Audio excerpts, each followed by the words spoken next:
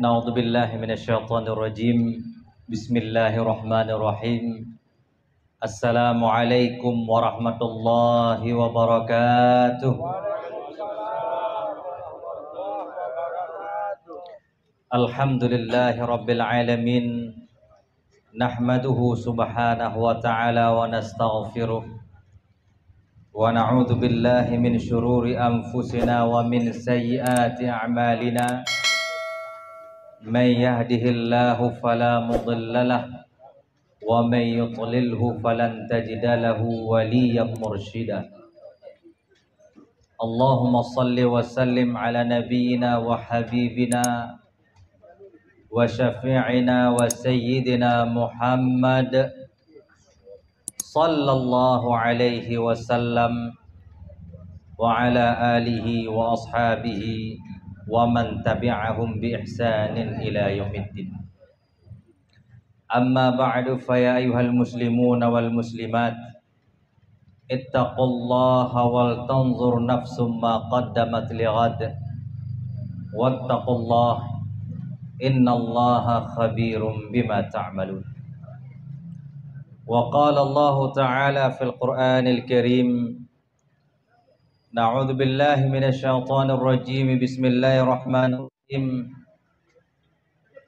Wal yakhshal ladzina law taraku min khalfihim dzurriyyatan dhi'afan khafu 'alaihim falyattaqullaha wal yaqulu qawlan sadida.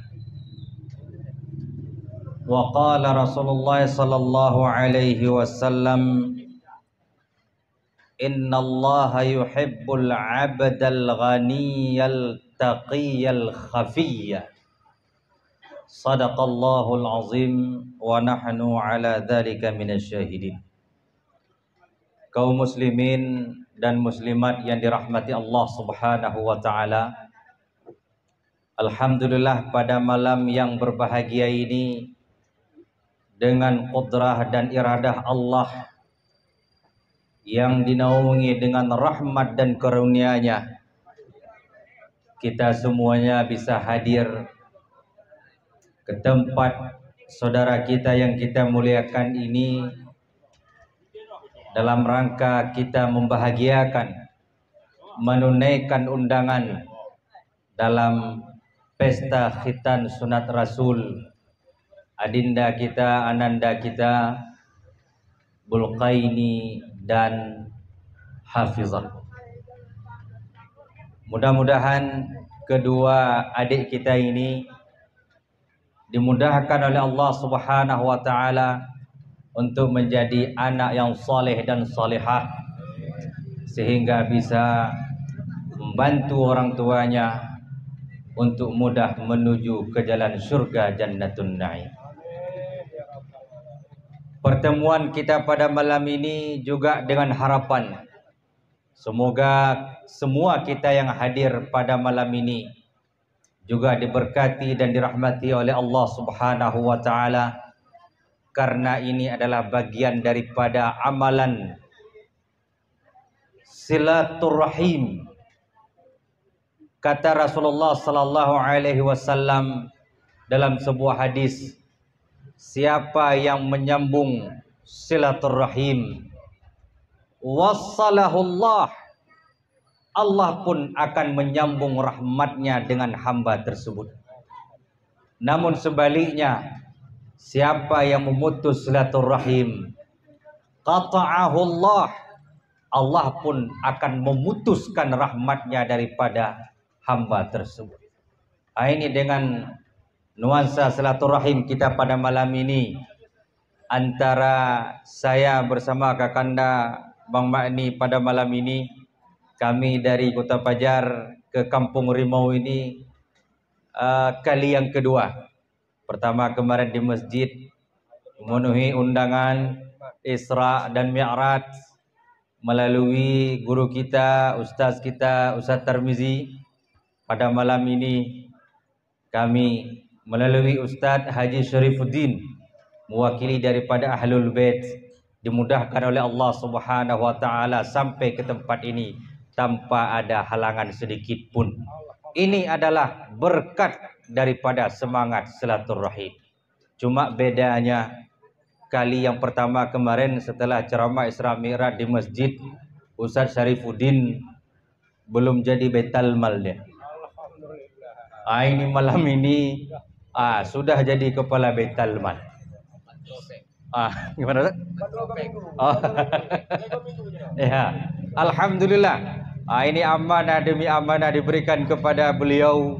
Semoga juga dimudahkan oleh Allah Subhanahu wa taala, dan semua amanah yang dibebankan kepada kita semuanya oleh Allah juga bisa kita tunaikan dengan sempurna. Sidang jemaah yang dirahmati Allah, selanjutnya salawat dan salam kita kirimkan ke pangkuan alam Nabi besar Muhammad sallallahu alaihi wasallam yang telah memperkenalkan kepada kita semuanya jalan yang benar, jalan yang lurus, tanpa ada perpecahan, tanpa ada perselisihan, tanpa ada permusuhan. Jalan siratal mustaqim di bawah naungan agama Islam.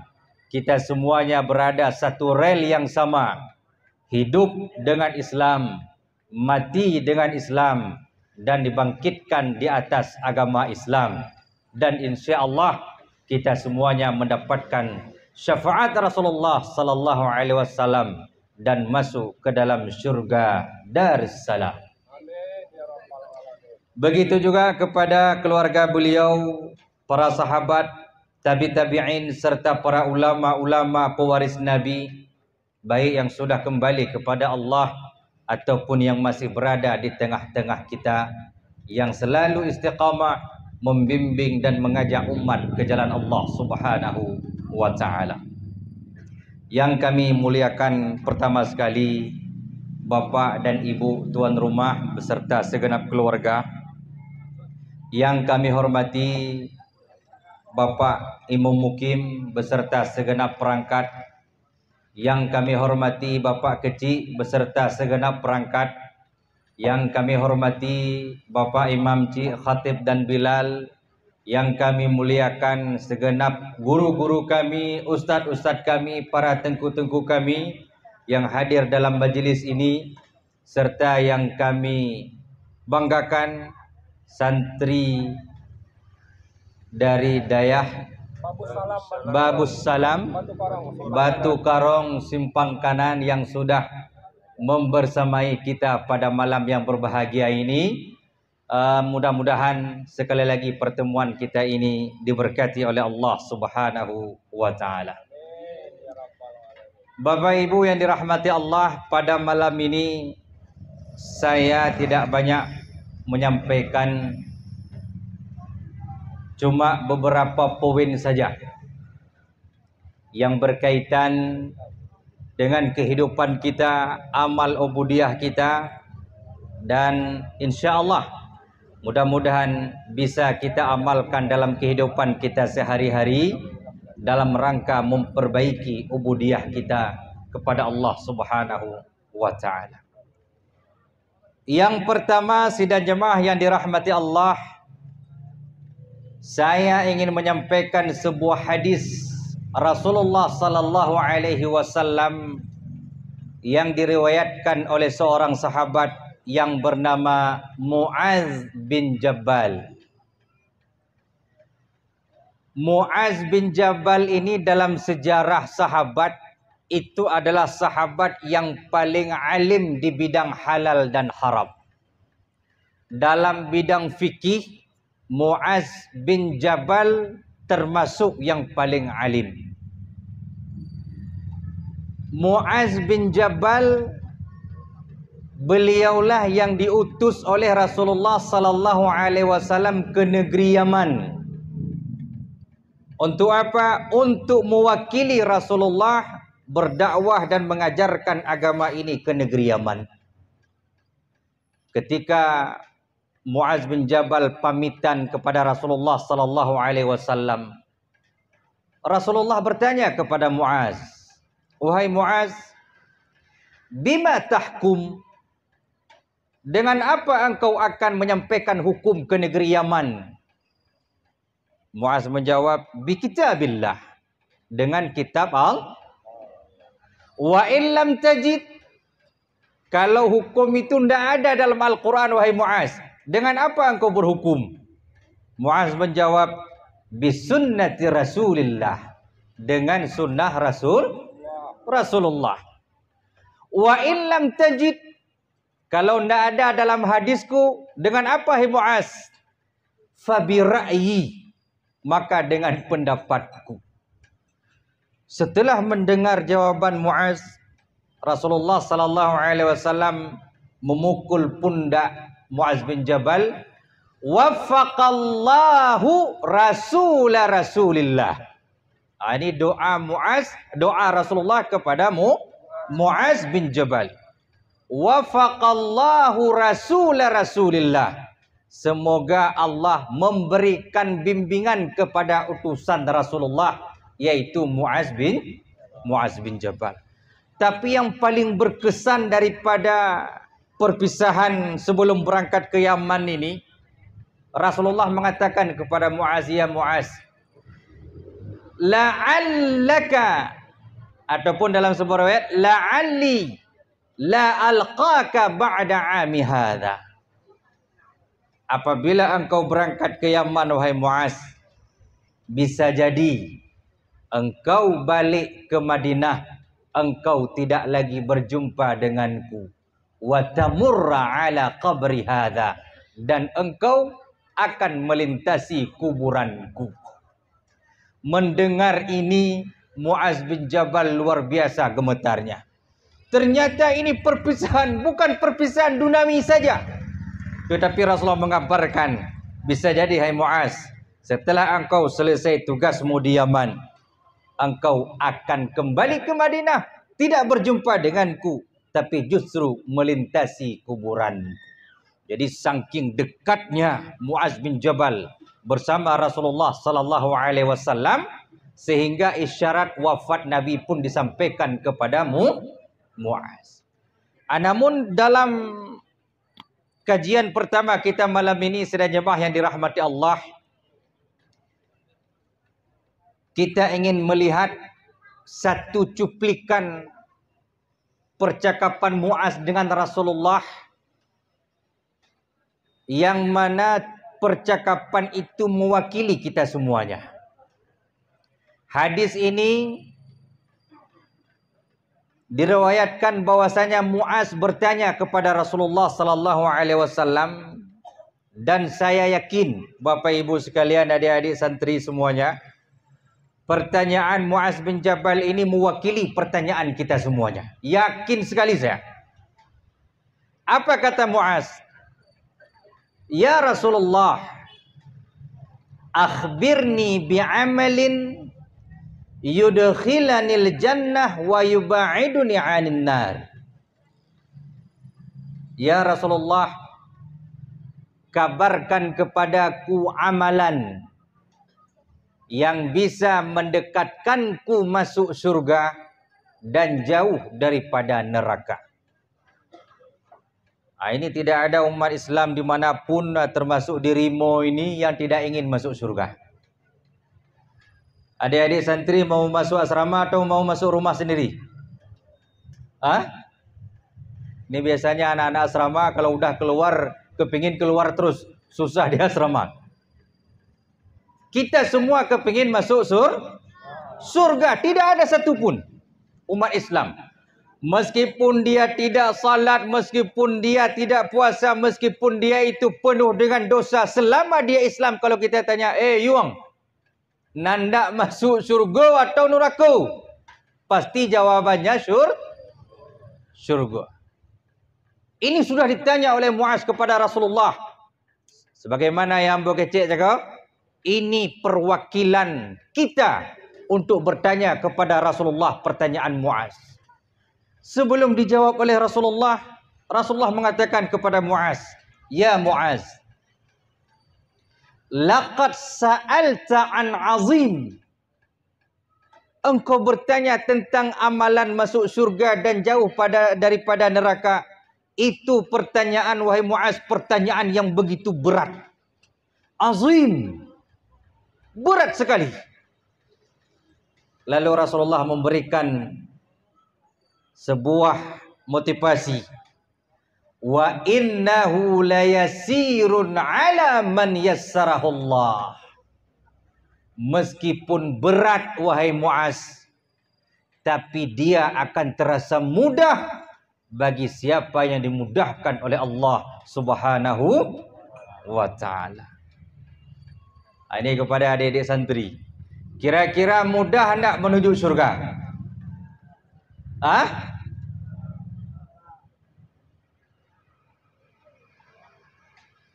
Wa innahu layasirun ala man yasahurlah. Tapi dia akan mudah bagi mereka yang dimudahkan oleh Allah Subhanahu wa ta'ala. Mudah-mudahan kita yang hadir pada malam ini, ya Allah ya Tuhan kami, jadikanlah kami orang-orang yang Engkau mudahkan menuju surgamu ya Rabbal Alamin. Karena kenapa Bapak Ibu sekalian? Karena kalau kita melihat di awal penciptaan surga dan neraka,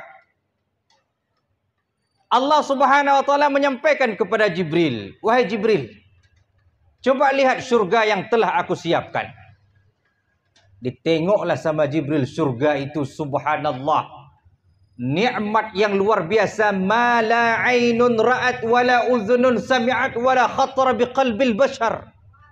Surga tidak pernah dilihat oleh mata manusia, tidak pernah didengar dan tidak pernah terbesit di dalam hati sanubari manusia. Saking dahsyatnya nikmat surga itu. Coba bayangkan, dalam surga itu ada 4 sungai. Nak ada di rimau di singkil yang lagu ko sungai. Nak ada. Sungai apa Ustaz? Yang pertama sungai madu. Manisan labah. Kalau bahasa Aceh manisan uno tu. Air sungai yang mengalir itu adalah madu. Tidak ada sungai madu di tempat kita. Ada di surga. Ada sungai, semua airnya itu susu. Tidak ada sungai susu di dunia. Ada sungai khamar. Tidak ada sungai khamar di dunia. Ada sungai air yang begitu jernih, bening yang luar biasa, yang batu-batuan sungai tersebut terbuat daripada intan permata. Ini adalah bahasa kita manusia, namun hakikat nikmat surga lebih dari apa yang kita bayangkan, karena dia nikmat Allah yang tidak terhingga. Lalu Jibril lapor kepada Allah, ya Allah, sudah saya lihat surga. Bagaimana pendapatmu Jibril? Ya Allah, kalaulah nikmat surga sedemikian rupa ya Allah, saya yakin tidak ada manusia yang mendengar tentang surga. Ini mendengar saja ini. Kecuali mereka akan melakukan setiap detik waktu yang mereka jalani, semuanya ingin masuk ke dalam surga. Saking nikmatnya surga. Lalu Allah mengatakan kepada Jibril, wahai Jibril, coba tengok sekali lagi surga. Ditengoklah oleh Jibril surga kali yang kedua. Ternyata surga ini sudah diselimuti oleh hal-hal yang sangat dibenci oleh manusia. Surga itu kali yang kedua Jibril mengatakan sudah diselimuti oleh hal-hal yang sangat dibenci oleh nafsu manusia. Datang Jibril kali yang kedua, ya Allah, kalaulah begitu tantangan masuk surga yang tidak disenangi oleh hawa nafsu manusia, saya khawatir ya Allah, tidak satupun manusia yang akan masuk surga. Kenapa? Karena memang jalan menuju surga penuh dengan ujian dan cobaan. Tapi ujian itu akan mudah bagi mereka yang dimudahkan Allah. Coba kita bayangkan saja ini. Ini untuk adik-adik santri lah. Bangun subuh susah atau mudah? Kan tidak ada perlu kita tanya yang Pura-pura kita tanya nggak usah, jujur kita tanya pun jawabannya pun jujur. Susah bangun subuh itu. Yang lama tu apa? Lalu kita tengah malam jam 2, bangkit jam 2 siang lagi tu. Bangun tidur, makan, tidur lagi, itu yang enak. Tetapi nafsu manusia inilah yang perlu dibimbing ke arah menuju surga. Susah menuju surga, tapi dia mudah bagi mereka yang dimudahkan Allah Subhanahu wa ta'ala. Maka simpelnya seperti itu saja. Kira-kira kita ini semuanya mudah tidak jalan menuju surga? Kira-kira dimudahkan oleh Allah tidak? Lihat pada salat subuh kita. Kalau mudah kita bangun, insya Allah kita berada dalam kemudahan Allah. Tapi kalau susah kita bangun, susah menunaikan kewajiban, itu pertanda kita berada dalam kesusahan menuju surga Allah Subhanahu wa ta'ala. Na'udzubillah summa na'u. Tapi yang sangat kita waspadai adalah ketika Allah mengatakan kepada Jibril, wahai Jibril, coba tengok pula neraka Jahannam. Ketika dilihat oleh Jibril, ternyata neraka Jahannam, azab Allah Subhanahu wa ta'ala luar biasa dahsyatnya. Dalam surat Al-Fajr Allah berfirman, la yu'azzibu 'adzabahu ahad wa la yusiqu wasaqahu ahad. Azab neraka tidak setimpal dengan azab seorang pun di dunia ini. Dan belenggu Allah tidak setimpal dengan belenggu di dunia ini. Kenapa? Azab Allah, inna batasya rabbika lasyadid. Azab Allah itu sungguh pedih.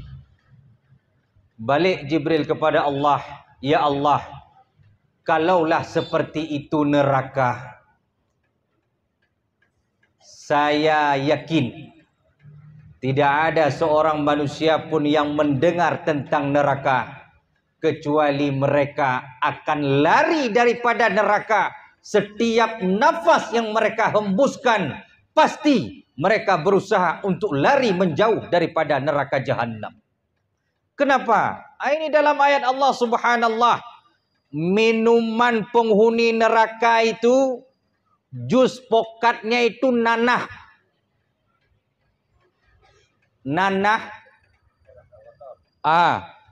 Kalau bahasa kami itu cumut nama, bisul.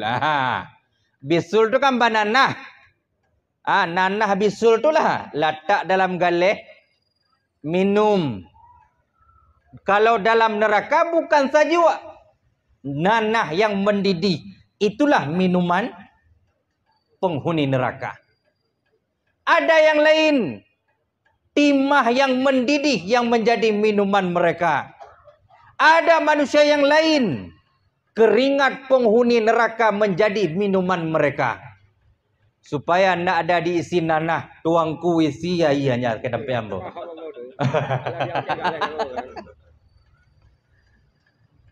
Kata Jibril, ya Allah, saya yakin tidak ada manusia yang mendengar neraka kecuali mereka akan berusaha menjauh neraka itu. Allah mengatakan, wahai Jibril, coba tengok sekali lagi neraka. Ternyata kali yang kedua Jibril melihat neraka sudah diselimuti oleh Allah Subhanahu wa ta'ala dengan hal-hal yang paling disenangi oleh nafsu manusia. Lalu Jibril mengatakan, ya Allah, kalaulah neraka sedemikian rupa, saya khawatir seluruh manusia akan masuk ke dalam neraka Jahannam. Kenapa? Mencuri itu disenangi oleh nafsu manusia. Berjudi itu disenangi oleh nafsu manusia. Meninggalkan amal ibadah disenangi oleh nafsu manusia. Mabuk, berzina dan sebagainya, semuanya itu disenangi oleh nafsu manusia. Dan itulah yang membuat mereka terjerumus ke dalam neraka Jahannam. Namun sidang jemaah yang dirahmati Allah, Rasulullah sudah memberikan jawaban kepada Muaz, wa innahu layasirun ala man yassarahullah, tapi mereka akan mudah bagi siapa yang dimudahkan oleh Allah. Lalu Rasulullah menjawab, karena yang ditanya oleh Jibril, amalan apa yang masuk surga? Yang pertama kata Rasulullah sallallahu alaihi wasallam, yang bisa masuk surga wahai Muaz, la tusyriku bihi syai'a. Engkau tidak menyekutukan Allah Subhanahu wa taala. Tidak musyrik, tidak menduakan Allah Subhanahu wa taala. Total kita beribadah kepada Allah tanpa ada sangkut paut dengan kemusyrikan apapun. Mungkin kalau berkaitan dengan ibadah, adik-adik semuanya, santri semuanya, kita dilatih. Di dayah, di pesantren, bapak-bapak, ibu sekalian, mudah. Inna salati wa nusuki wa mahyaya wa mamati lillahi rabbil alamin. Salatku, ibadahku, hidupku, matiku, semuanya untuk Allah Subhanahu wa taala. Ibadah itu mudah. Tetapi kadang-kadang pada tahap menyekutukan Allah, banyak manusia yang tergelincir sehingga jatuh kepada dosa syirik kepada Allah Subhanahu wa taala.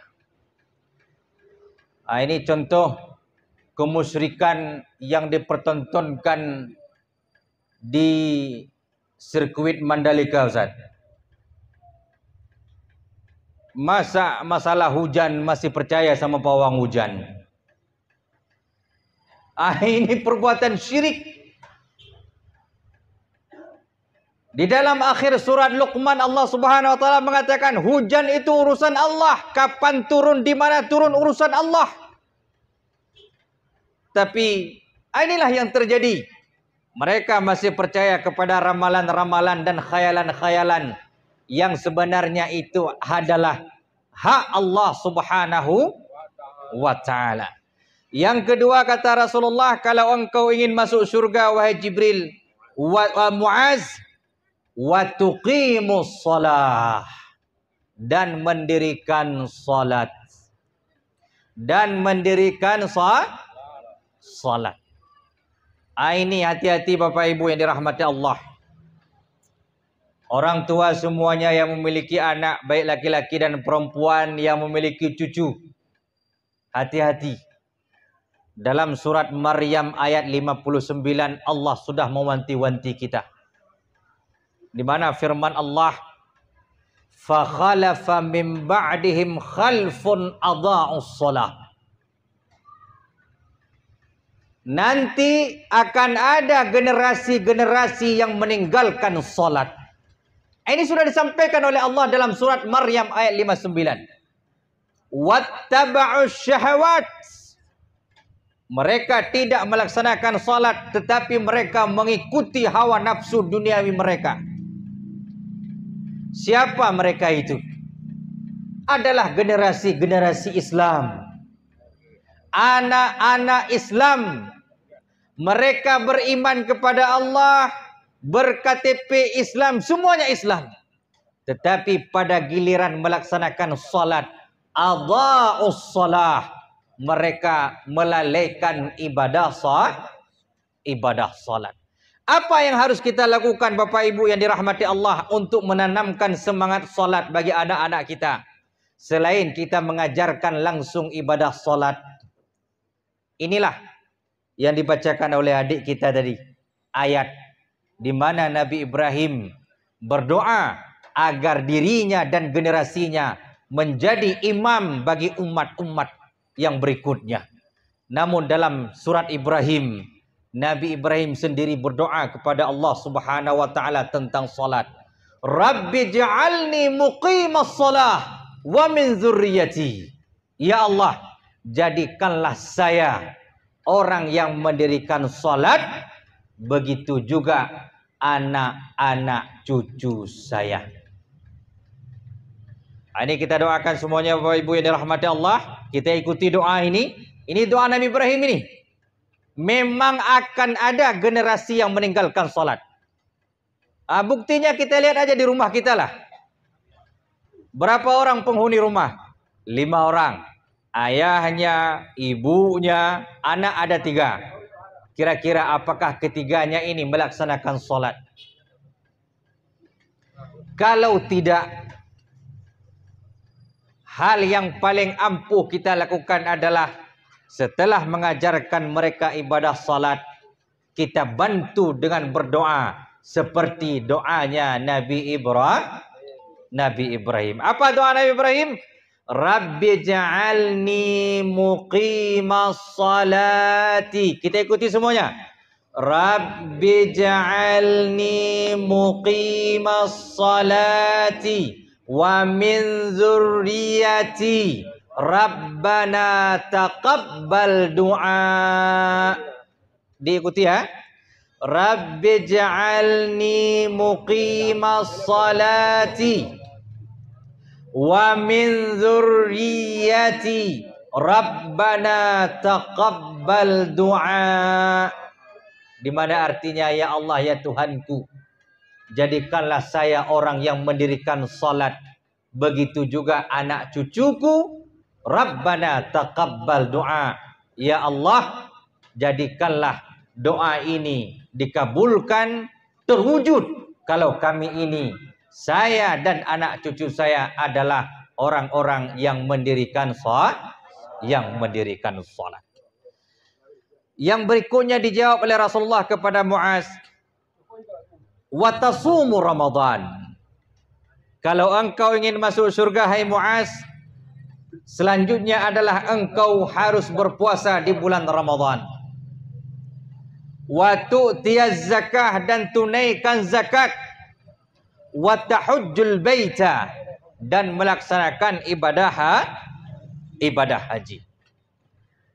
Sidang jemaah yang dirahmati Allah Subhanahu wa taala.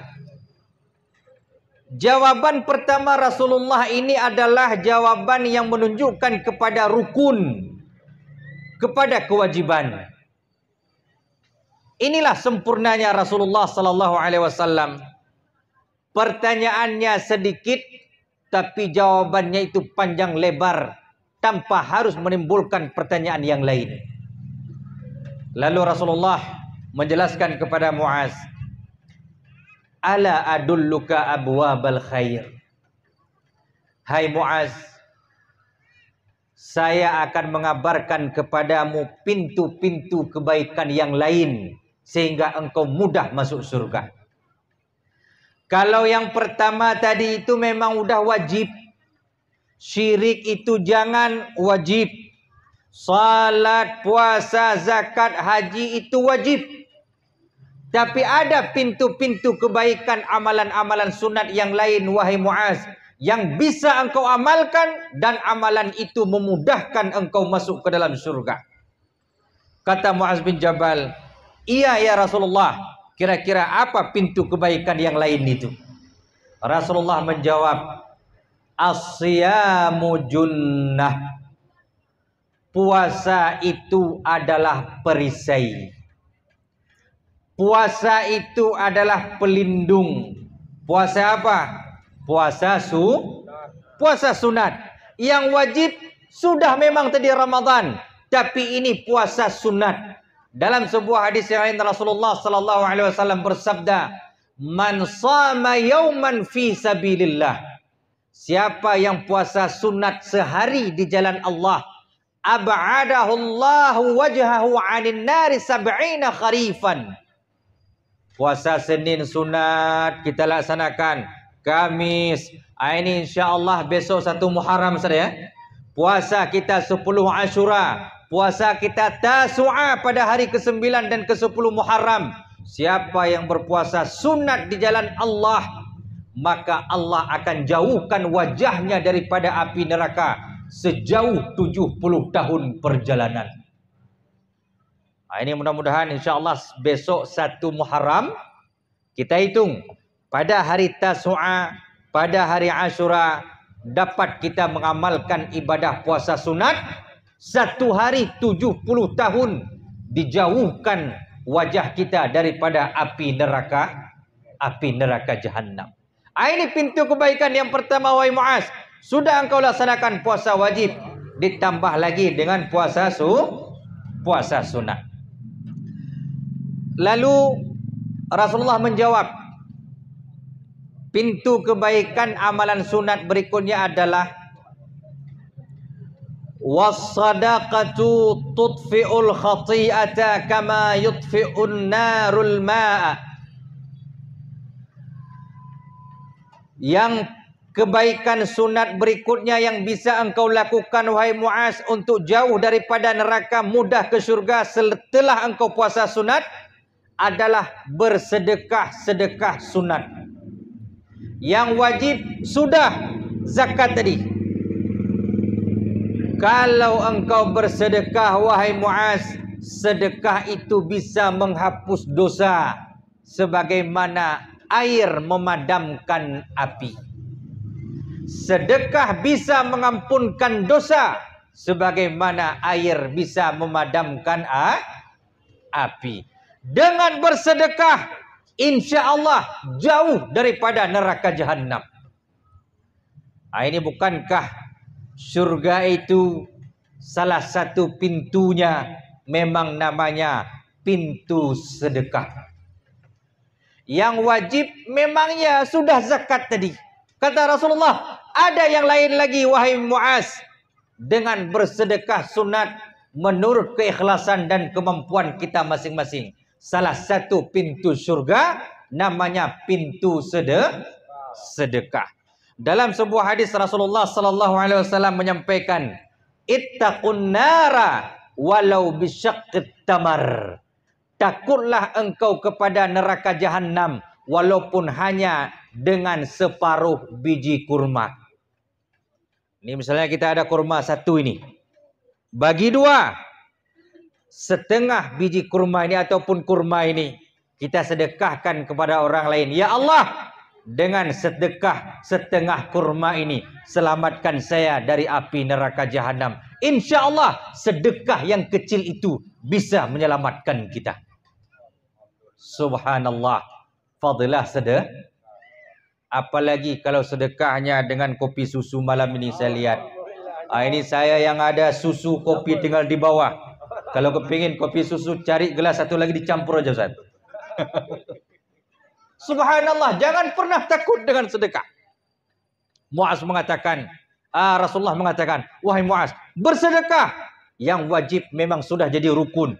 Dengan bersedekah, engkau terhindar daripada neraka jahanam. Yang berikutnya kata Rasulullah, pintu kebaikan sunat yang lain yang memudahkan engkau ke dalam surga, wahai Muaz. Salatul rajuli fi jawfil laili. Salatnya seseorang di tengah malam, yaitu salat tahajud, bermunajat kepada Allah Subhanahu wa ta'ala.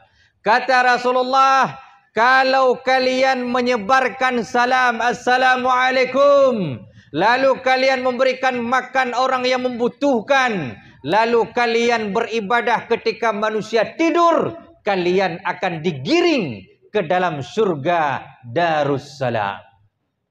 Salat tahajud di tengah malam. Yang wajib Allah nian ceko. Sudah memang tadi salat yang wajib, tapi yang sunat, salat tahajud di tengah malam akan menjadi saksi untuk kita selamat daripada neraka jahanam. Ini dua jawaban daripada Rasulullah yang pertama. Lalu Rasulullah menyambung jawaban yang ketiga. Padahal yang ditanya oleh Muaz singkat saja. Ya Rasulullah, apa menuju surga, apa jauh daripada neraka?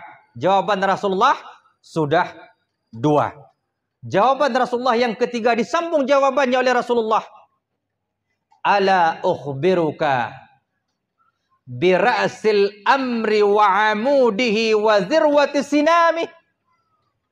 Wahai Muaz, saya akan khabarkan kepadamu pokok segala kehidupan, tiang segala urusan, dan tali kekang segala urusan. Rasulullah mengatakan, Ra'sul amri al-Islam. Ingat hai Muaz, yang menjadi pokok dasar dalam kehidupan kita adalah agama Islam. Ini kita alhamdulillah di Aceh yang tercinta ini, satu-satunya daerah provinsi di Indonesia ini yang diberikan kebebasan melalui undang-undang pemerintahan Aceh. Kita diberikan kesempatan untuk menerapkan syariat Islam secara kafah. Wa amuduhu shalah.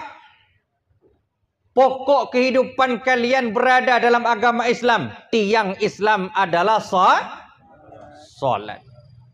Inilah hadis yang disampaikan oleh guru-guru kita. As-salatu imadud din. Salat itu adalah tiang agama. Yang ketiga kata Rasulullah, yang menjadi tali kekang Islam adalah berjihad di jalan Allah Subhanahu wa ta'ala. Ini jawaban Rasulullah yang ketiga daripada pertanyaan Muaz bin Jabal. Dan yang keempat jawaban Rasulullah, ini lebih penting dan harus kita ingat bersama Bapak Ibu yang dirahmati Allah, penutup jawaban Rasulullah ini. Rasulullah menutup jawabannya kepada Muaz bin Jabal dengan kembali bertanya kepada Muaz, "Ya Muaz, ala ukhbiruka bimalaki dzalika kullihi." Wahai Muaz, mau ndak engkau saya sampaikan kunci terhadap amalan-amalan yang hebat tadi. Amalan wajib mantap, amalan sunat sempurna. Rasulullah mengatakan, wahai Muaz, tahu ndak engkau apa kunci daripada amalan-amalan yang hebat tadi? Muaz menjawab, bala ya Rasulullah. Iya ya Rasulullah. Saya mau tahu kira-kira apa kunci amalan yang hebat tadi. Rasulullah sallallahu alaihi wasallam mengambil kedua jarinya dan menunjuk lidahnya, seraya berkata kepada Muaz, "Ya Muaz, kunci daripada amalan-amalan yang hebat tadi, amalan wajib, amalan sunat yang bisa masuk surga jauh daripada neraka, kuncinya hai Muaz, kuffa alaika hadza. Kuffa alaika hadza." Wahai Muaz, jaga ini hai Muaz. Jaga lidahmu hai Muaz. Muaz merasa heran, ya Rasulullah. Ini seperti kita juga. Amalan wajib luar biasa ini penuh semuanya. Tetapi masa harus dikunci dengan lidah? Padahal lidah itu adalah termasuk anggota tubuh kita yang paling lembek, tidak bertulang. Kata Rasulullah, jaga lidahmu hai Muaz. Muaz merasa heran, ya Rasulullah, a inna la muakhaduna bima natakallamu bih. Ya Rasulullah, apakah kita akan dihukum dengan apa yang kita ucapkan? Seberat itukah ya Rasulullah ucapan lidah ini sampai dia menentukan sah dan tidaknya amalan kita? Seberat itukah lidah ini bisa menentukan amalan yang hebat, yang hebat, mana yang tidak? Lalu Rasulullah menutup jawabannya dalam riwayat hadis ini. Sakalatka ummuka ya Muaz. Abatuahlah mama engkau wahai Muaz, kata Rasulullah. Hal yakubbun nasu fin nari ala wujuhihim illa hasaida alsinatihim. Kata Rasulullah, tidak ada manusia yang dijerumuskan ke dalam neraka jahanam. Semua mereka adalah akibat ucapan lidah mereka. Saya pergi haji 10 kali. Ria lidah ini tidak ada guna sedikit pun 10 kali berhaji. Itu tiang masjid di Rimau ini 10 tiang. 3 tiang itu saya yang punya bun. Ria dengan sedekah. Tidak ada gunanya sedekah tiang masjid. Semalam saya bertahajud dari jam 1 sampai subuh. Bercerita kita di warung kopi. Lama babana ambo berzikir semalam. Dapat putas buah musabah tu sampai 100 kali. Bercerita kita kepada orang. Tidak ada manfaat zikir kita di mata Allah. Kenapa? Karena ucapan lidah. Termasuklah mereka-mereka yang belum beriman kepada Allah karena kafir. Karena mereka tidak mau mengucapkan 2 kalimah syahadah. Kalaulah saudara-saudara kita yang sebangsa dan setanah air mau mengucapkan kalimah asyhadu an la ilaha illallah wa asyhadu anna muhammadar rasulullah, insyaallah mereka ini pasti masuk ke dalam surga.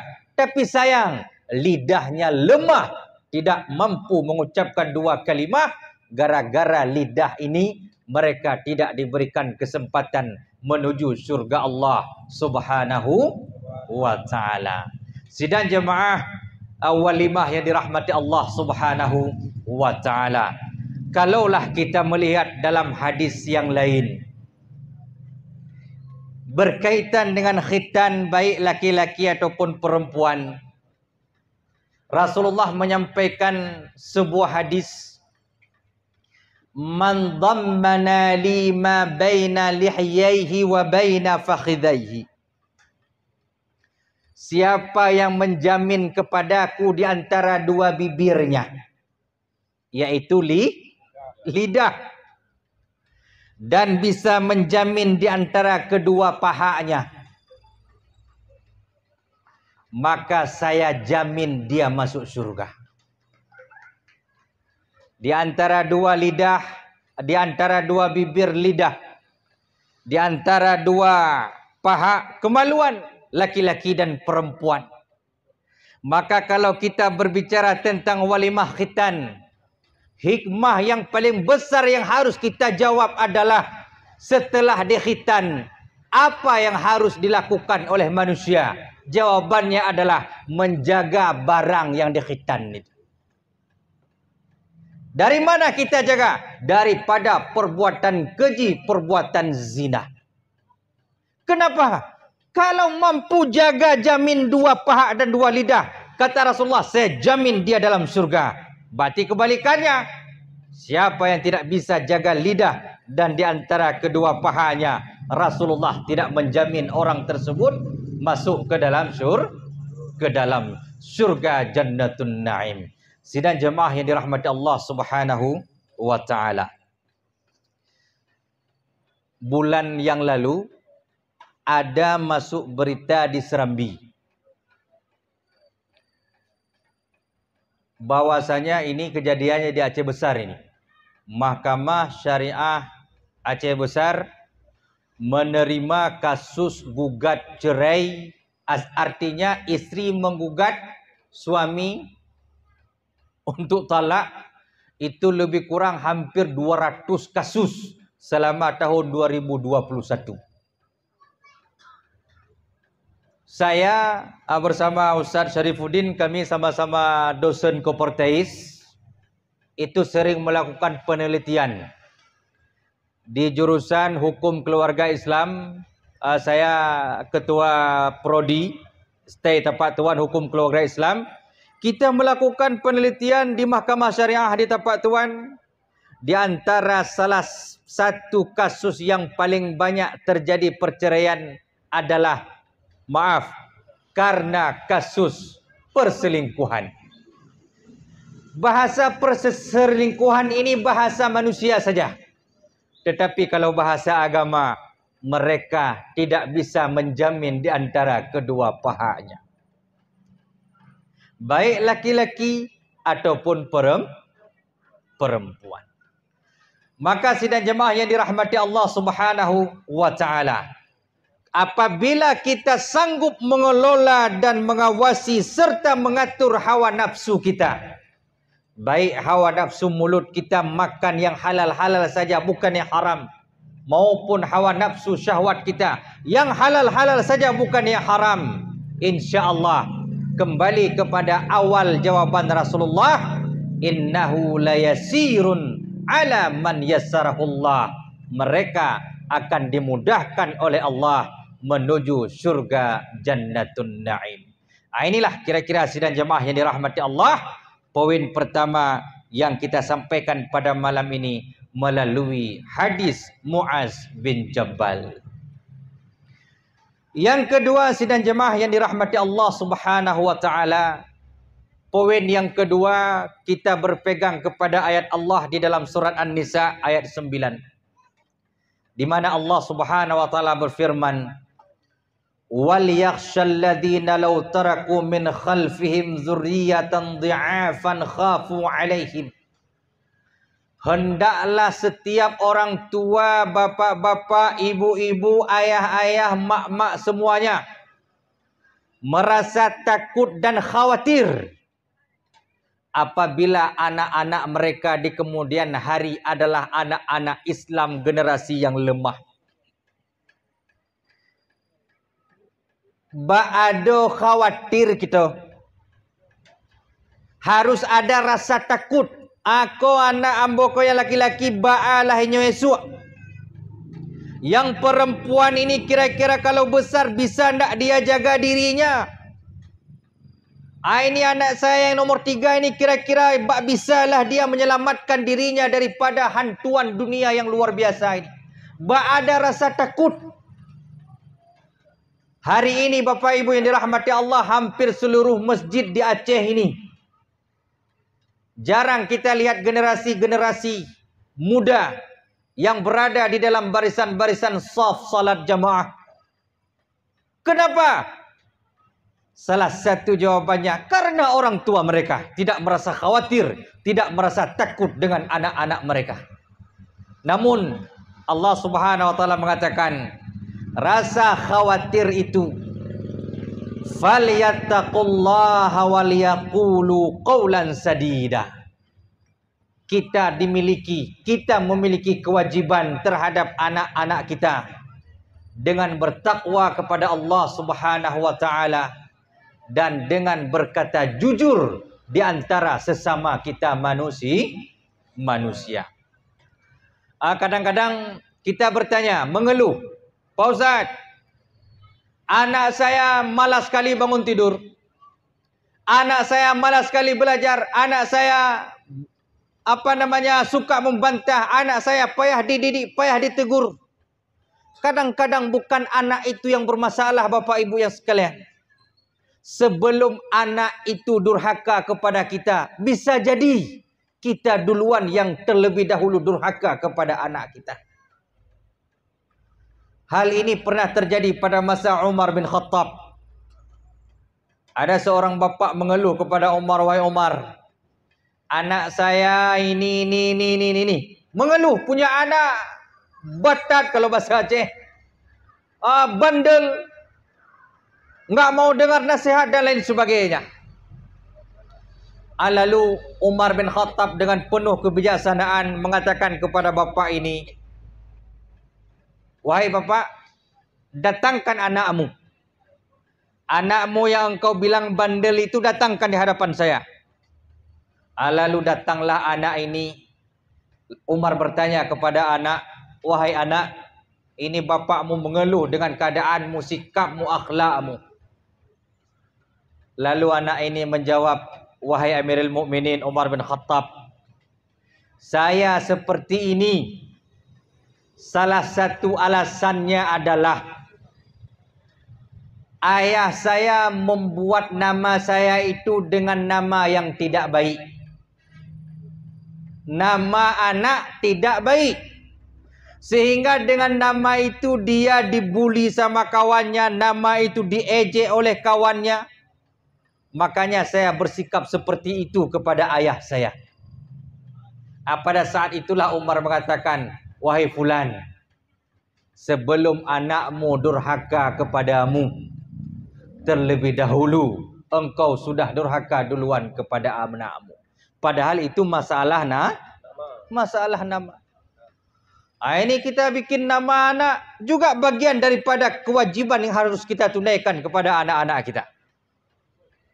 Nama adalah doa. Ini seperti nama adik kita ini Bulqaini. Ini salah satu tokoh ulama namanya Bulqaini. Adik kita yang satu lagi Hafizah. Itu juga sebuah doa. Apa itu Hafizah? Macam maknanya, wanita penjaga kehormatan keluarga, wanita penjaga kehormatan dirinya, wanita yang menghafal Al-Quran. Hafizah banyak maknanya. Ini ada pula bikin nama anak perempuan Akila Mauza. Apa artinya Akila Mauza, Pak Ustaz? Artinya wanita pemakan pisang. Padahal nama itu bagus. Akila Mauza. Akilah Mauza. Wanita pemakan pisang. Jadi anak ini setiap kali pergi ke pekan selalu minta pisang sama mamanya. Selalu minta pisang sama ayahnya. Heran ayah mamanya ini, Pak Ustaz, kenapa anak saya suka makan pisang? Namanya memang pisang. Bikin nama anak. Ini salah satu kewajiban sunnah yang dicontohkan dan diperintahkan oleh Rasulullah. Pada usia 7 hari anak lahir, bikin namanya. Nama yang baik, Abdurrahman dan Abdullah. Maka kalau seluruh rimau ini nama laki-laki Abdurrahman kan susah pula kita. Bikinlah nama-nama yang baik yang mengandung doa. Ini seperti nama Ustaz kita, Ustaz Haji Syarifuddin. Syarifuddin itu artinya kemuliaan agama. Ustaz Tirmizi, salah satu ulama hadis. Ini ada sebuah doa. Nama-nama yang baik mengandung sebuah cita-cita untuk kebaikan. Jangan ikut nama artis, jangan ikut nama keren-kerenan. Nanti artinya kalang kabut. Jadi sehingga ada salah seorang masyarakat tanya kepada seorang ustaz, Pak Ustaz, saya mau konfirmasi saja. Ini anak saya mau saya kasih nama Putra Geiza. Putra Geiza. Jadi terdengar nama ini Pak Ustaz kita tadi tersenyum.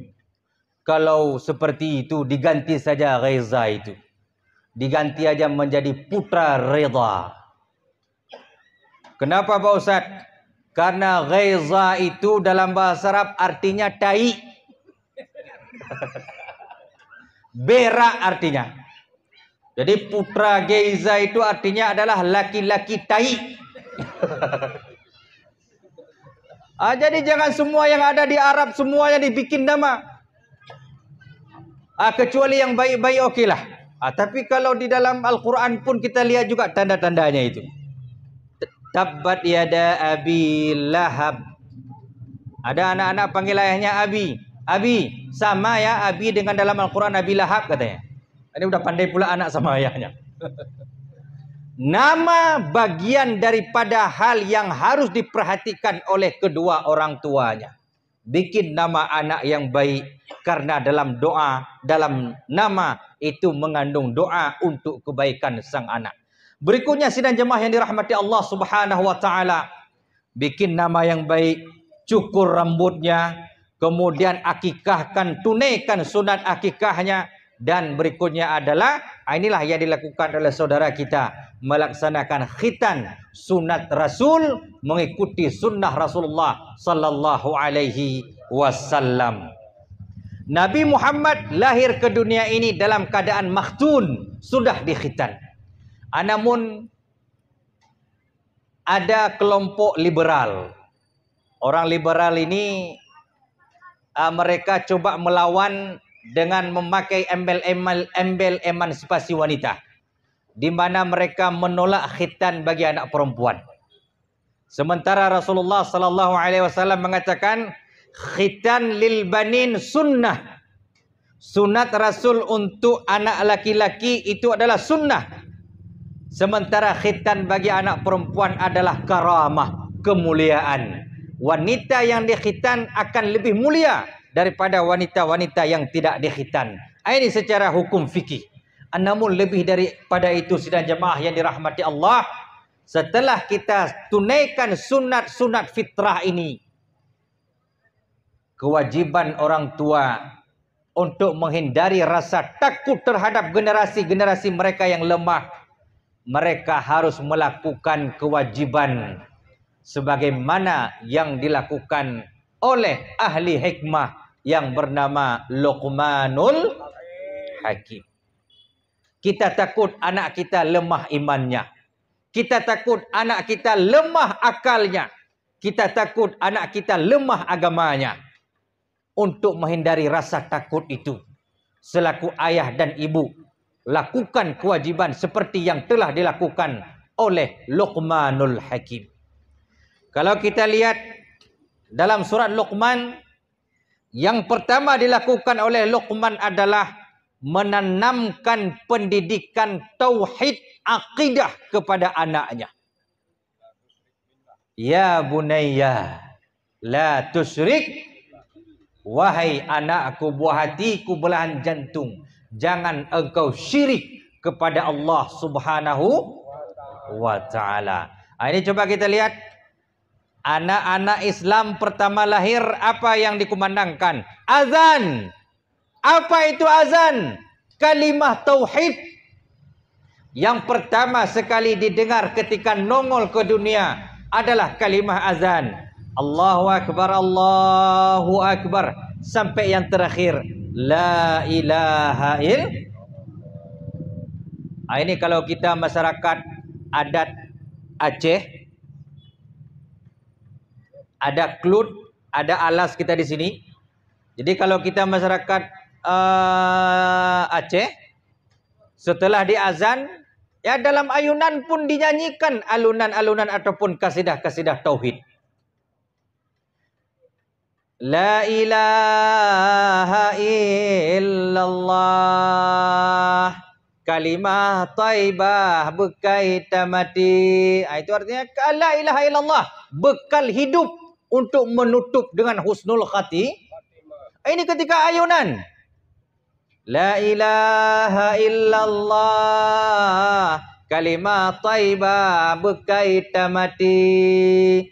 Munyo kala gata hai lidah, Allah Allah takun lam hati. Ini bahasa Aceh ni. Itu Tengku Marzuki paham kan? Dalam ayunan.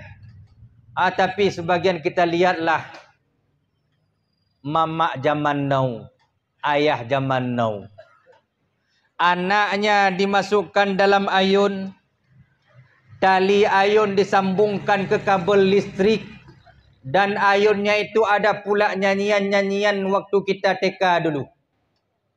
Bergoyanglah ayun naik turun sendirinya. Apa lagunya? Potong bebek angsa, masak di kuali. Itu lagu sekarang ini langsung otomatis. Tidak ada lagi kalimah tauhid dalam ayunan. Akibatnya apa? Besar anak, jadilah pencuri bebek di kampungnya. Apa indah dalam ayun sudah dibilang potong bebek angsa. Ini juga HP sindrom, ini penyakit HP. Lagi ayun anak, mamanya pegang HP, ini jalan terus. Update status dan sebagainya. Sendiri lagi. Ayun terus. Karena dia sendiri yang mengayun anaknya. Karena suaminya pergi cari nafkah dan sebagainya. Kalaulah seperti ini Bapak Ibu yang dirahmati Allah, lebih khawatir lagi kita dengan keadaan generasi kita. Tanamkan tauhid, akidah yang benar kepada anak-anak kita. Jangan sampai mereka orang-orang yang salik buta, beriman kepada Allah dengan khayalan dan khurafat, yang pada akhirnya iman itu begitu rapuh, mudah dipatahkan oleh orang-orang yang ingin menghancurkan agama yang kita cintai ini. Yang kedua, Luqmanul Hakim mengajarkan ibadah kepada anaknya. Ibadah salat, amar ma'ruf nahi mungkar, diajarkan anaknya. Maka seperti yang kita sampaikan tadi, Kalaulah ada generasi yang melalaikan salat, kewajiban orang tua ajarkan mereka, ingatkan mereka. Lalu diiringi dengan doa. Kalaulah kita tidak mampu mengajarkan, alhamdulillah di tempat kita di Rimau ini, di Singkil secara umum, ada pesantren-pesantren yang bisa kita titipkan anak-anak kita untuk bisa dididik fikih ibadah yang menjadi amalan seharian bagi generasi-generasi kita. Yang ketiga yang dilakukan oleh Luqmanul Hakim kepada anaknya adalah setelah ajaran tauhid, setelah ajaran fiqh, Luqmanul Hakim menjelaskan dan mengajarkan kepada anaknya ilmu akhlak, cara kehidupan secara sosial bersama masyarakat. Apa kata Luqmanul Hakim kepada anaknya? Wala tamshi fil ardi maraha. Jangan engkau berjalan di permukaan bumi dengan congkak, dengan penuh angku kesombongan. Tauhidnya mantap, fiqhnya mantap, akhlaknya mantap. Inilah yang disampaikan oleh Rasulullah dalam hadis yang lain. Idza mata banu Adam inqata'a amaluhu illa min thalas. Jika meninggal anak Adam, terputusnya seluruh amalan kecuali 3 perkara. Sedekah jariah, ilmu yang bermanfaat, dan anak yang saleh. Yang mana anak yang saleh? Yang mantap akidahnya, yang sempurna fikih ibadahnya, dan sangat-sangat bagus akhlaknya. Kalaulah ini dipahami oleh segenap orang tua, insya-Allah generasi-generasi anak-anak kita laki-laki perempuan di Rimau ini dan seluruh masyarakat kita di Singkil ini bisa menjadi generasi-generasi Islam yang akan membawa Islam ini lebih bagus di masa-masa yang akan datang. Yang keempat yang dilakukan oleh Luqmanul Hakim setelah diajarkan teori. Ini kalau kita di kuliah ada PPL Ustaz ya, ataupun KPM sekarang ya. Kalau kita dulu KKN lah, kuliah kerja nyata. Setelah diajarkan teori 3 ini, tauhid, fikih sama akhlak, Luqmanul Hakim mengajarkan praktek lapangan kepada anaknya. Apa yang dilakukan oleh Luqmanul Hakim? Diajaklah anaknya ini untuk jalan-jalan keliling kampung dengan membawa seekor keledai. Ketika melewati suatu kampung, Luqmanul Hakim memegang tali keledai. Mereka tidak menunggangi keledai tersebut. Lalu orang kampung yang pertama ini mengatakan, coba lihat ayah dan anak itu. Begitu dungunya seperti keledai. Masa ada kendaraan keledai tidak mau dinaikinya? Setelah mendengar protes orang kampung pertama, Luqmanul Hakim mengatakan kepada anaknya, wahai anak, naik engkau ke atas keledai. Kita lanjutkan perjalanan kita. Sampai ke kampung yang kedua, orang kampung bilang, ya kurang ajar anak ini. Dia naik ke atas, masa bapaknya jalan di bawah. Merasa terpojokkan, anak Luqmanul Hakim bilang sama ayahnya, wahai bapak, kayaknya enggak apa saya naik, bapak aja yang naik. Biar saya yang memegang tali kekang keledai. Lanjutkan perjalanan sampai ke kampung yang ketiga. Orang kampung yang ketiga ini bilang, begitu teganya bapak ini. Masa dia enak-enak nunggang keledai, anaknya disuruh jalan kaki. Tiga-tiganya salah. Tidak ada naik pun salah, naik anaknya salah, naik ayahnya pun salah. Dibilang sama Luqmanul Hakim, kalau begitu hai nak, kita coba teori yang berikutnya. Kita naik, ayah naik salah, engkau naik salah, nak ada kita naik salah. Kalau begitu, kita naik dua-dua wahai anak. Engkau duduk di depan, ayah duduk di belakang. Lewatlah kampung yang keempat. Orang kampung yang keempat bilang, ya ndak ada akal ayah sama anak. Keledai kecil, masa ditunggangi dua-dua. Melewati kampung yang keempat, menuju kampung yang kelima, Luqman mengatakan kepada anaknya, wahai anak, kita coba teori yang kelima. Nak ada kita naik sudah. Engkau naik, bapak naik sudah. Kita naik dua-dua sudah. Sekarang kita coba teori yang kelima. Keledai ini pula yang naik ke atas kita. Ayah nak di depan pegang kaki keledai yang depan, engkau pegang belakang. Sampai ke kampung yang kelima, orang kampung kelima bilang, yo gilu ayah tamu anak. Masa keledai naik atas mereka, bukan mereka naik ke atas keledai.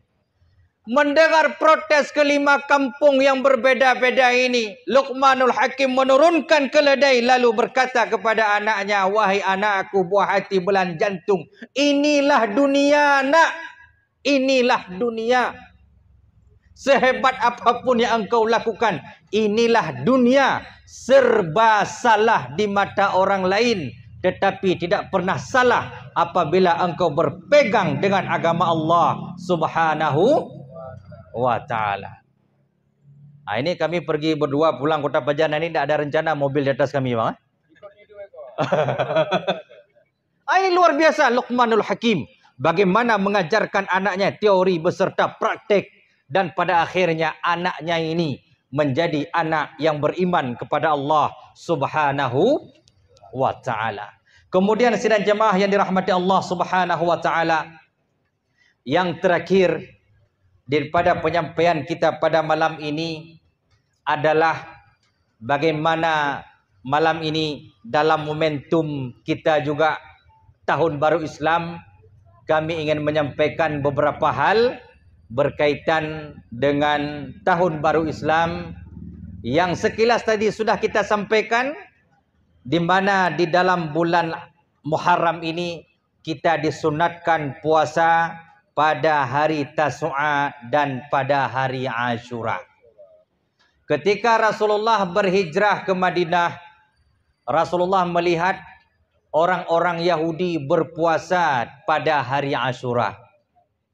Lalu Rasulullah merasa heran, bertanya kepada masyarakat Madinah, sahabat-sahabat yang beriman, ya Rasulullah, wahai sahabatku sekalian, kenapa orang Yahudi berpuasa pada hari Ashura? Para sahabat mengatakan, ya Rasulullah, mereka berpuasa pada hari Ashura karena mereka bersyukur pada hari Ashura itu Allah Subhanahu wa ta'ala menyelamatkan Musa dan kaumnya daripada kejaran Fir'aun. Jadi Fir'aun tenggelam karena tsunami setelah dibelah laut oleh Nabi Musa. Itu kejadiannya pada tanggal 10 Ashura. Untuk mensyukuri keselamatan Musa dan umatnya, umat Yahudi melakukan ibadah puasa Ashura. Lalu Rasulullah mengatakan, kalau begitu wahai sahabatku, kita lebih berhak bersyukur kepada Allah atas keselamatan Musa daripada orang Yahudi itu sendiri. Maka berpuasalah Rasulullah puasa Ashura. Tapi pada tahun terakhir beliau hidup di Madinah, beliau mengatakan, kalaulah saya dapat bertemu tahun Ashura berikutnya, saya akan puasa pada hari Tasu'a. Namun Rasulullah belum sempat puasa Tasu'a hari 9. Kalaulah saya bertemu dengan Muharram tahun depan, saya akan berpuasa Tasu'a.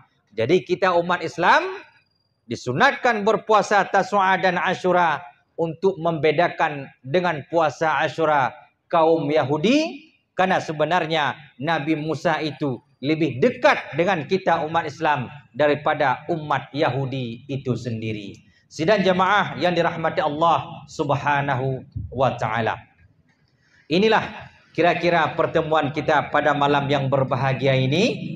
Sebelum kita tutup dengan doa, kami menyampaikan beberapa kesimpulan. Yang pertama, syurga dan neraka mudah bagi mereka yang dimudahkan oleh Allah Subhanahu wa ta'ala. Yang kedua, amal ibadah rukun Islam kita, rukun iman kita terus kita perkuat dan tambahlah dengan amalan-amalan sunat.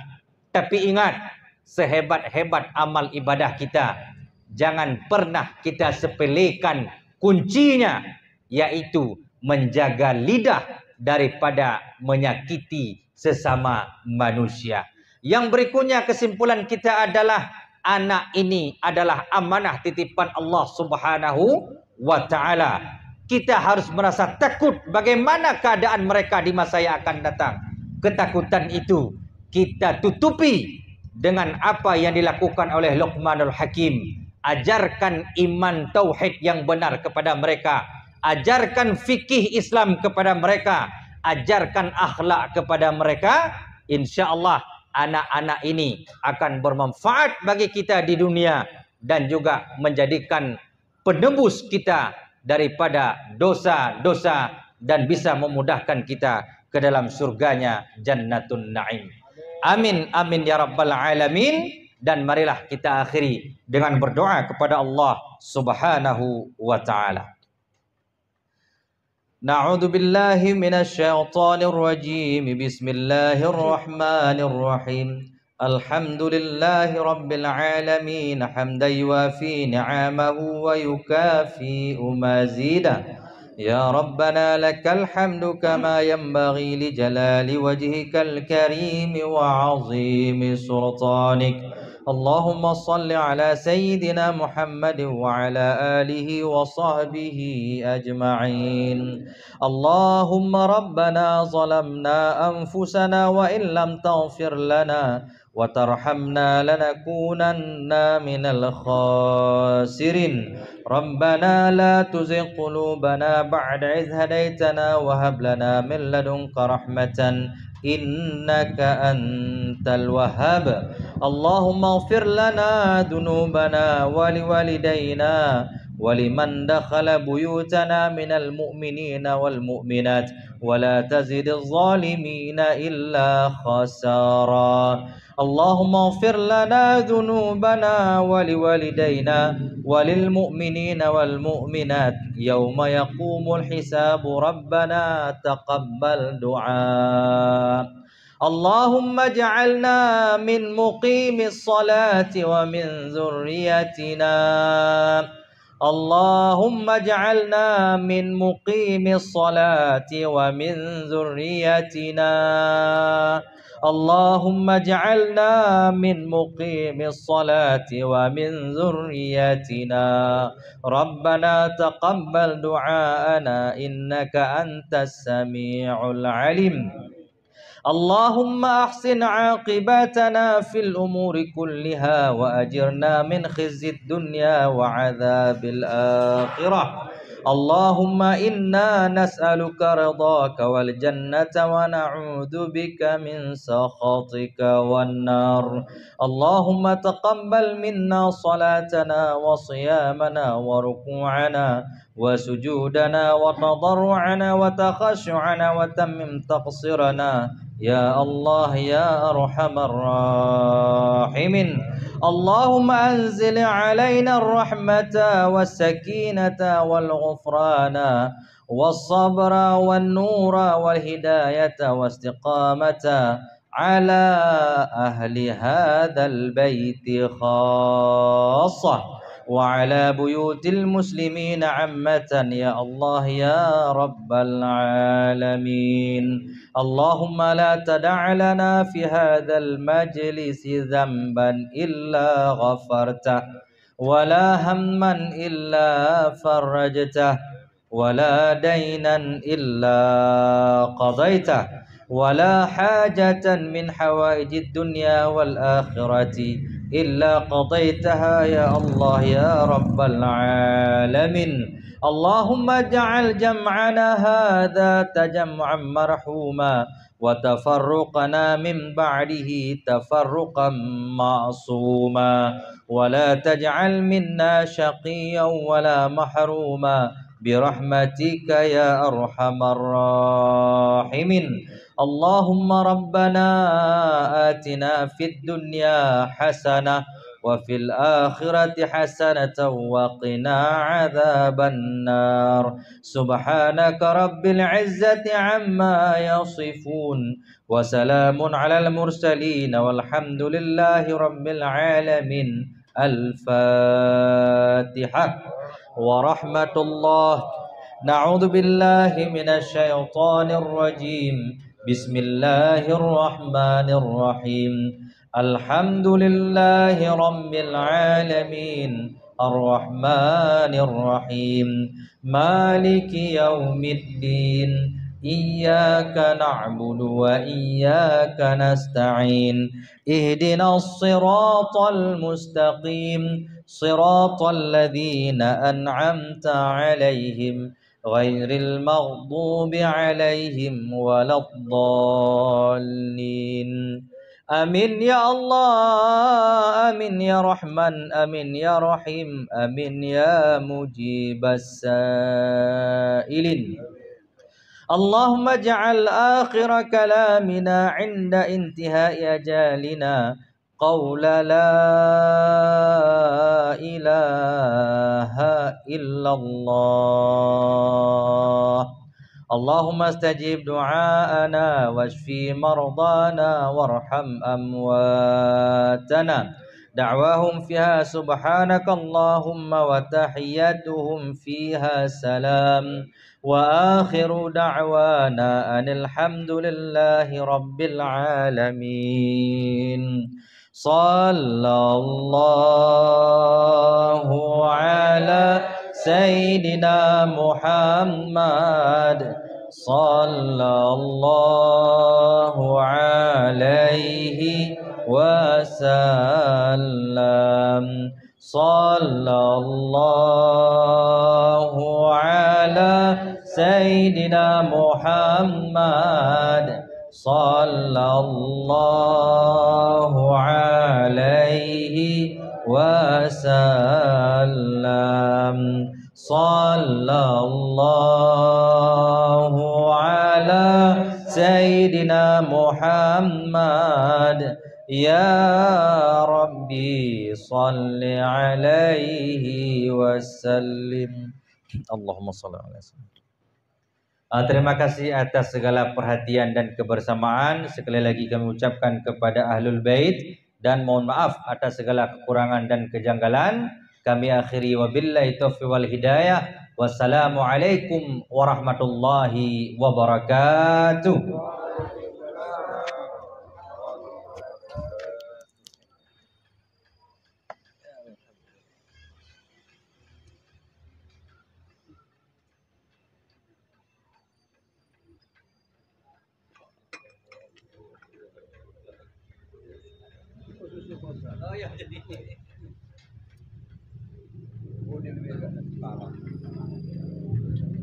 Alhamdulillahirabbil alamin. Hadirin hadirat yang kami muliakan, sudah dapat kita ikuti acara tausiah ataupun kuliah agama Islam, baik seputar khitan ataupun kuliah agama Islam secara umum yang telah disampaikan oleh Ustaz kita. Atas segala penyampaian kami ucapkan ribuan terima kasih, juga terangkum doa dan perintah Allah Ta'ala khususnya kehadapan Pak Ustaz dan kita semua.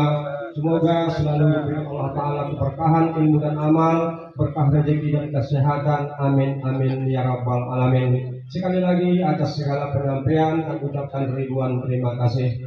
Hadirin hadirat yang kami muliakan, dengan berakhirnya tausiah ataupun kuliah agama Islam, berakhirlah acara pada malam ini yang kedua dalam pesta khitan di rumah baik kesempatan ini. Namun kami sampaikan di mana lanjutan acara khitan ataupun saudara-saudara baik di rumah ini, insya Allah pagi lebih kurang jam 8 pagi kita laksanakan acara mengahak mendahi guru macana ataupun menjemput daripada guru mengaji daripada mempelai gawi. Setelah sampai di kediaman ahli bait ini, kita lanjutkan dengan acara khatam Al-Quran ataupun mutamat sebagaimana lazimnya kita laksanakan di desa Rimau yang kita cinta ini. Pertama sekali juga kami sampaikan dengan mengharap Allah Subhanahu wa Ta'ala.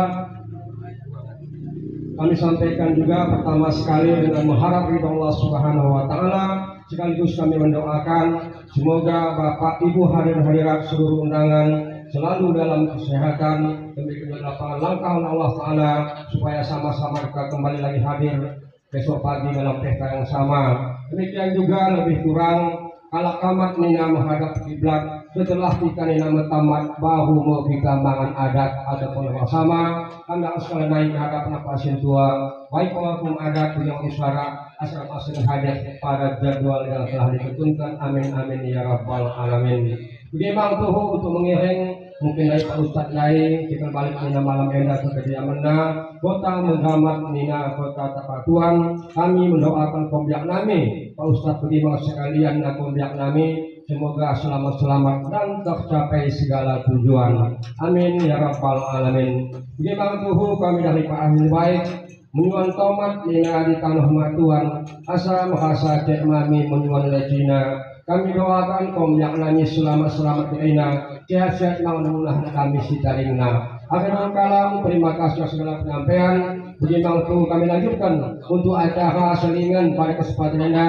Ahli baik, baik Allah Ta'ala rezeki yang lapang, rezeki yang banyak. Diharapkan kepada kita setelah acara ini kita menuju meja hidangan untuk menghidang diri masing-masing untuk santap malam ataupun makan malam.